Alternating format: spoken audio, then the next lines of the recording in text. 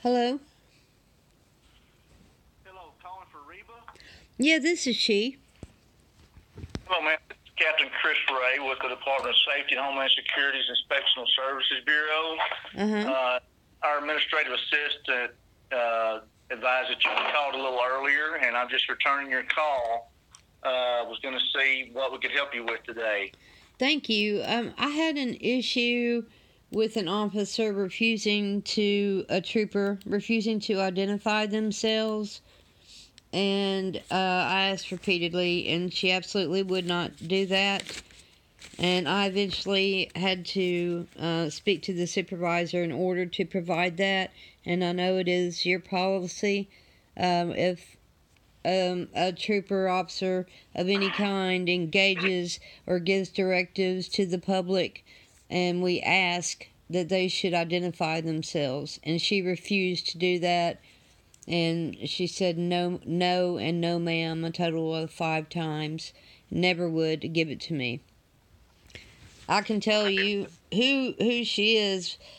The supervisor told me her last name was Sullivan, and it is a female, and her tag number was 3367. Okay. And what happened, it was on May 31st, probably between 5 and 6 p.m. A second trooper came up and asked me what I needed. I was there as a journalist, getting video for covering the story of the one car accident that happened on Bluebird Road, which is it's right off the Linwood Road exit past Lebanon. Right. Okay, and anyway, the second officer, I asked him his name, and he told me, but he said it so fast I couldn't understand it. And playing back the video, I still couldn't. But anyway, he told me that I needed to stay behind her car, that they didn't have crime scene tape up yet, and they had to investigate the crash, and to stand, where the car was, the Trooper Sullivan's car. And I said, okay, no problem. And anyway, I told her, I said, I want to speak to your supervisor, because she didn't seem to understand that I had a right to record on a public easement, and I wasn't in a crime scene. And so I have journalistic privileges from the First Amendment, as you well know. And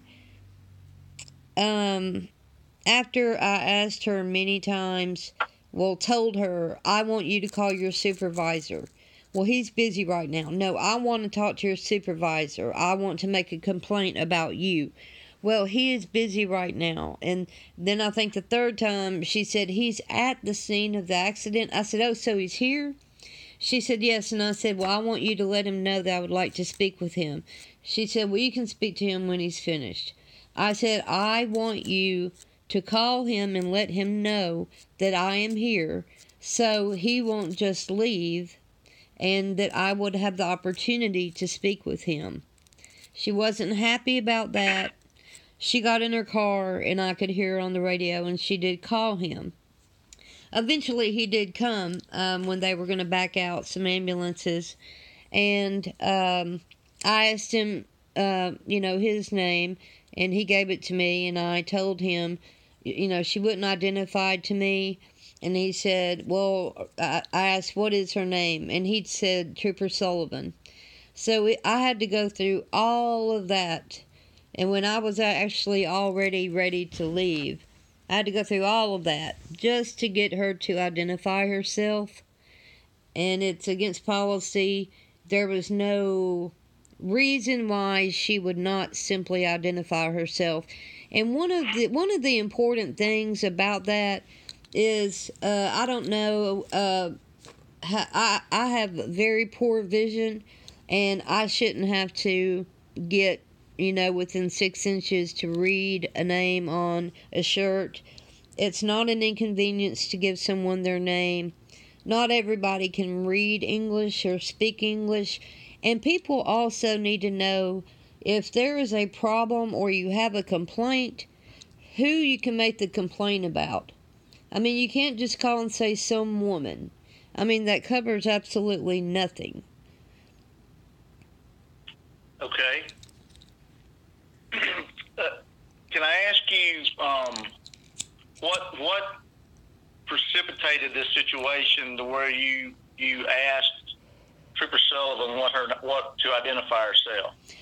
She asked me what I was doing there, and I said, I'm a journalist. I'm here to get video. And she said, well, we don't want you here. In a roundabout way, she said, was saying I wasn't welcome there. At that time, she didn't say well, at some point she said the road was closed. So I never went past her car because they didn't have crime scene tape up yet. And so as she was talking to me and then telling me where I needed to be and what I needed to do, and then me telling her what my intentions were, at that point I wanted to know who she was. And it's a common question that law enforcement ask everyone, and for law enforcement to get offended to identify their last name or their badge number is nonsensical.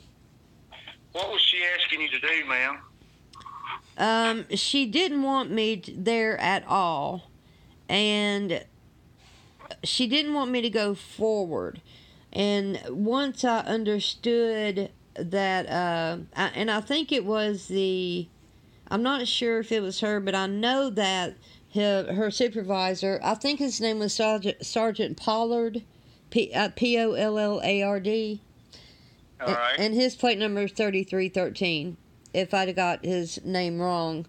But anyway, he made it clear to me that the cars are the beginning and the end of the crime scene until they get tape up for them to do the investigation. Because the ambulances were just them backing up, and they needed to investigate. And I totally understood that. So when he told me that, I said, sure, no problem. And so, but anyway, I have a video of all of that. So, you can see what precipitated me asking her. And you can see that I have not embellished or bolstered or any puffery on my part of exactly what happened. So I would like to give you the link to the video so you can see for yourself how the interaction went.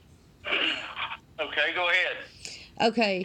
If you go to YouTube and type in, actually, I can give you the title of the video. I wrote it down. Give me just a second. Tennessee State Trooper doesn't know the Constitution,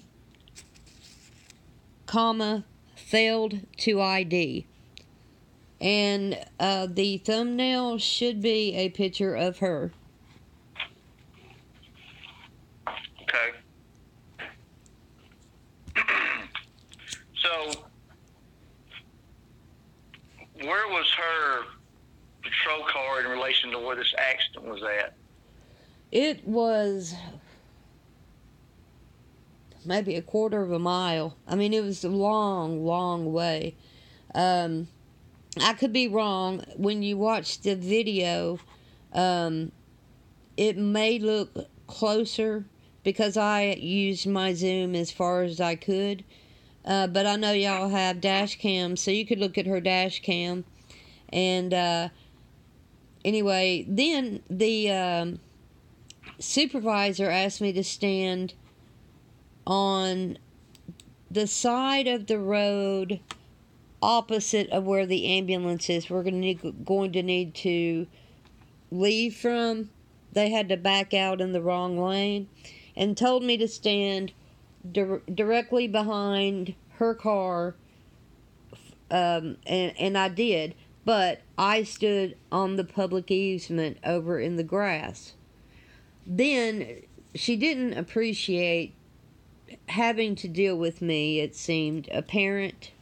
So she got back out of her car and told me to get out of her way because she was going to move her car. And I said, I'm on the public easement. There's the white line. You should be able to drive between the white line. and she wasn't even going to back up. She was going to pull forward. But it was like she just wasn't happy, so she wanted to give me a directive or an order at least one more time. That's the way it came across to me. Whether or not that was her motive, I can't answer that for her. Okay. Were there any other journalists out there, ma'am? No, it was only myself. Okay. So your complaint with her is that she would not identify herself to you. Correct. She wasn't belligerent, didn't yell at me. She didn't give me unlawful orders. It seemed like she just didn't know how to handle it. Another thing I found out, she said she asked or wanted to see my press credentials, and I informed her that you do not have to have a press pass on you in order to take video from public property. I mean, it's a First Amendment right for every American. It's freedom of the press, and you don't have to be part of the Associated Press in order to be a journalist. And she didn't seem to understand the difference of me being out in, like I was just watching from the side of the road out of curiosity as a citizen, even though they have just as much right to pick up a camera and video also. But she didn't seem to understand about the First Amendment. All right.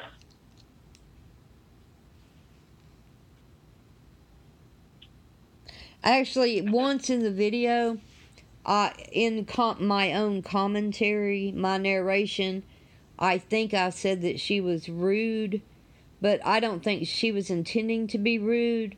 It was her refusal to try to understand what I was saying to her, and her refusal to simply identify herself, and her attempt to not inform the supervisor that I wanted to speak with him after he was finished and was able to speak with me. But she finally relented and did.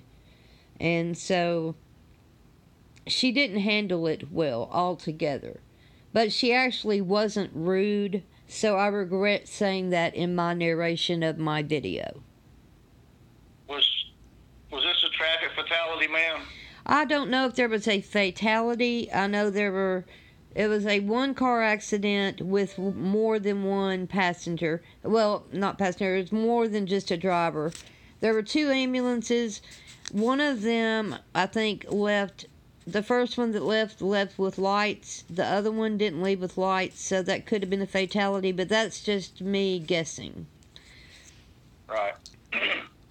But, I didn't want to get close enough to see bodies or carnage. It's just like watching Channel 4. You just park within a safe distance, and making a crime scene at like a quarter of a mile is extreme. But I understood that they had to back out their emergency vehicles and needed me out of the way. So I didn't push the issue, But her identifying herself was the only actual policy violation that I know of. But just the entire experience, I don't think reflected well upon her and the department. Okay. Ma'am, I've been taking some notes on a complaint form since we've been talking, and I've got your phone numbers. Normally when we take a complaint on an employee, by policy, we are to notify the complainant in writing that we received the complaint. Okay. Wait, let me pause you for just a second, because I'm going to give you my information.